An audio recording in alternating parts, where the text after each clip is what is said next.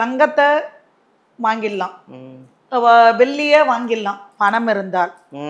அனுக்கிரகம் இருந்தால்தான் அக்ஷய பாத்திரத்தை வாங்க முடியும். ஓ, அக்ஷய பாத்திரம்னா என்னன்னு தெரியுமா? அதான் அந்த அல்ல அல்ல குறையாதுன்னு ஒரு பாத்திரம் சொல்லுவாங்க, சாப்பாடு. அது என்ன மாதிரி அக்ஷய பாத்திரம்னா கூடிய அந்த திருவோட ஏன் சன்னியாசிங்க வாங்கிட்டு வந்துட்டு இப்போ இந்த தீபத்தை பொருத்தி வச்சிருக்கோம் இல்லையா, அந்த தீபத்துக்கு பக்கத்துல வெத்தலையில மடிச்சு அந்த இடத்துல அந்த மாதிரி அக்ஷய திதிக்கு மட்டும் இல்லாம நித்தியப்படியுமே அந்த வழக்க பொருத்தலாம். அந்த இழுப்பெண்ணெய் ஊத்தி செல்வம் பெருகிக்கிட்டே இருக்கும். வணக்கம்மா. வர ஏப்ரல் 20ஆம் தேதி அக்ஷய திதி. ரொம்ப ஒரு சிறப்பான நாள். எல்லாருக்குமே, பெண்களாக இருக்கட்டும் ஆண்களாக இருக்கட்டும், எல்லாருக்குமே ஒரு சிறப்பான நாள் அந்த அக்ஷய திதி. நிறைய பேர் வந்து அட்சய திதி எப்போ வருது, நம்ம எப்போ போய் நகை வாங்கலாம் அப்படின்னு வெயிட் பண்ணுறவங்களாம் இருப்பாங்க.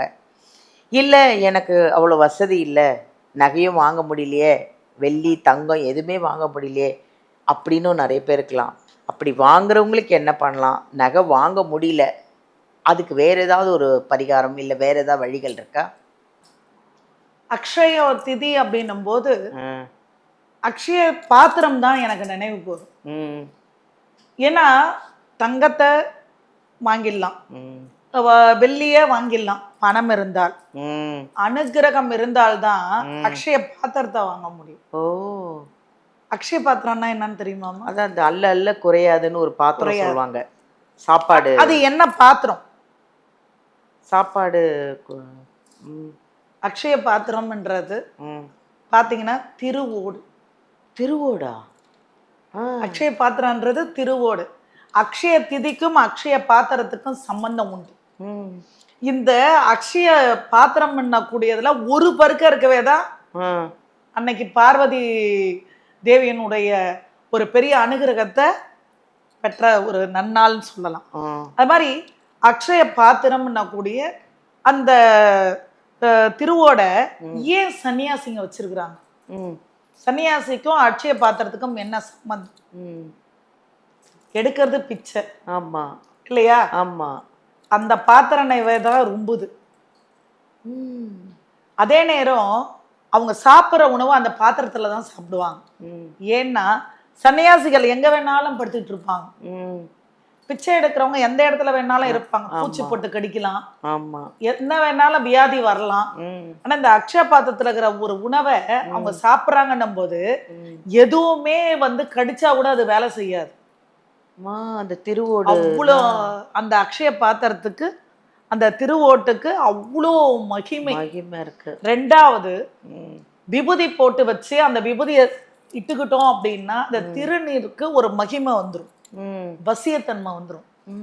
ஒரு நகையை அடமானத்துக்கு வச்சிருக்கிறோம், அந்த அடமானம் வச்ச நகையை வீட்டுக்கு கொண்டு வந்து முதல் பால்ல அலம்பி அப்புறம் பன்னீர்ல அலம்பி அதுக்கப்புறம் அதை தொடச்சிட்டு அக்ஷய பாத்திரத்துல இது பன்னீர் பூவை போட்டு, பன்னீர் ரோஜா இருக்கு இல்லைங்களா, அந்த ரோஜாவை போட்டு அதுக்கு மேல வாழை மடலை வச்சு இந்த நகையை அதுல வச்சுட்டு நம்ம ஒரு இரவு இருந்து மறுநாள் எடுத்துட்டோம்னா அந்த நகை திருப்பி அடமானத்துக்கே போகாது. அப்பா, இது யாருக்குமே தெரியாது, இவ்வளவு பெரிய. அதே மாதிரி நம்ம வந்து சொர்ணம் வாங்குறோம், இந்த சொர்ணம் நிக்கணும்ல.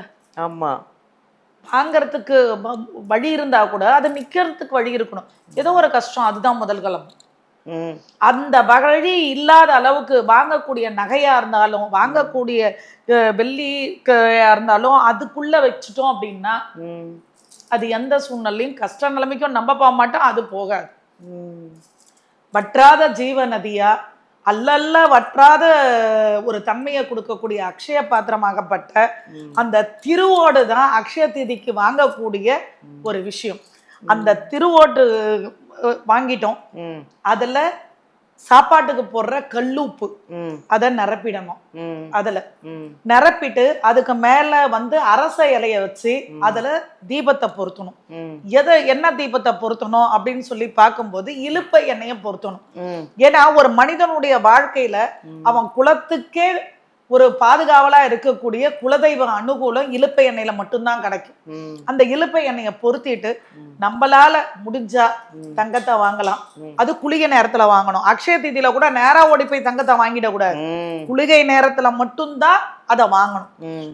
வாங்கிட்டு வந்துட்டு இப்ப இந்த தீபத்தை பொருத்தி வச்சிருக்கோம் இல்லையா, அந்த தீபத்துக்கு பக்கத்துல வெத்தலையில மடிச்சு அந்த இடத்துல அந்த சொர்ணத்தை, வெள்ளியோ இல்ல தங்கமோ அந்த இடத்துல வச்சிடலாம். எதுவுமே எனக்கு இல்ல, நான் எப்படி வாங்குறது அப்படின்றவங்களுக்கு இந்த அக்ஷய பாத்திரம் இந்த வருஷம் வாங்கிடுறாங்க, அடுத்த வருஷம் சொர்ணத்தை அதுக்குள்ள வச்சிருவாங்க. அந்த பாக்கியத்தை கொடுக்கக்கூடியது இந்த முறைதான் அக்ஷய தீதிக்கு உகந்த முறை. இல்லாதப்பட்டவங்களாலையும் முடியும், இருக்கப்பட்டவங்களாலையும் முடியும். இருக்கப்பட்டவங்க வாங்கி எடுத்துட்டு வந்து அதுல வைக்கணும். இல்லாதப்பட்டவங்க இந்த அதாவது வந்து திருவோட வாங்கி அதுல சாப்பாட்டுக்கு போடுற கல்லூப்பை போட்டு அதுக்கு மேல தீபத்தை இலுப்பை எண்ணெயில பொருத்தி அதுல வந்து பாத்தீங்க அப்படின்னா சந்தனாதி தைலம், சாம்பிராணி தைலத்தை ஒவ்வொரு டிராஃபிட்டா இன்னும் விசேஷம். அதுல சொர்ணத்தை வெத்தலையில மடிச்சு எடுத்து வச்சிடணும். வெற்றி இடத்தை கூட வெற்றியா மாற்றக்கூடியது வெற்றிலை, அதுல மடிச்சு வைக்கும். இப்போ தங்கம் வெள்ளி வாங்கிடுவாங்க, வாங்கல, திருவோடு எங்க வாங்குறது? அதாவது என்ன பொறுத்த வரைக்கும் நான் வார்த்தைக்கு வார்த்தை சொல்லுவேன் இல்லையா, மணி மந்திர ஔஷதம், மணி மந்திர ஔஷதம், இதுதான் நம்மளுடைய நம்ம ஆலயத்துல அக்ஷய தீதிக்காக நம்ம ஆலயத்துல எல்லோருமே இன்புற்று இருக்கணும், எல்லோருமே சந்தோஷமா இருக்கணும். அத நம்ம இந்த இடத்துல பூஜை பண்ணி தரோம்.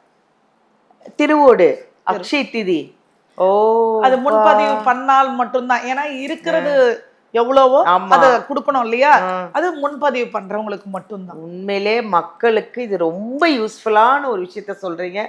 ஏன்னா திருவோடு எங்கேயுமே கிடைக்காது. அது போய் தேடி எங்க ஒரிஜினல் கிடையாது, ஒரிஜினல் எங்க வாங்குறதுன்னு தெரியாது.